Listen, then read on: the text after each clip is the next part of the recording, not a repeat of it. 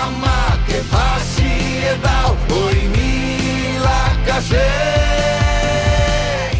Rockstar হয়ে এবারে ঈদে দর্শক মাতাবেন ঢালিউড সুপারস্টার শাকিব খান। টিজার ও গান প্রকাশের পর দর্শক আগ্রহ এখন তুঙ্গে।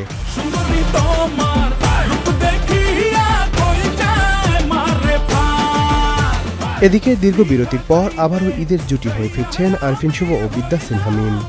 সাইফ চন্দনের পরিচালনায় অ্যাকশনধর্মী সিনেমা মালিক নিয়ে ফিরছেন তারা।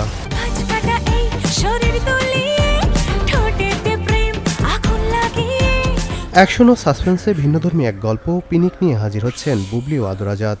অন্যদিকে পূজা চেরিকে নিয়ে মাসুদ রানা হয়ে আসছেন তরুণ অভিনেতা রাসেল রানা। এমন একটা ফল, সেই ফলটাই গন্ধ। হাওয়া সিনেমার সাফল্যের পর রোহিত নির্মাণ করেছেন মেজবাহুর রহমান সুমন। ইতিমধ্যে ছবিটি রয়েছে বেশ আলোচনায়। জীবনের অর্ধেকটা সময় পার করে দিয়েছো, তবু একটা পয়সা যদি সম্বল নেই তোমার, মেয়ে মানুষকে জীবনে আকাঙ্ক্ষা করতে গিয়েছিলে কেন? ঈদে প্রেক্ষাগৃহে আসছে বনলতা সেন। কবি জীবনানন্দ দাশের কালজয়ী কবিতার নাম অনুসারে নির্মিত এ সিনেমায় আছেন খায়রুল বাশার, নাবিলা, সোহেল মন্ডল সহ আর অনেকে।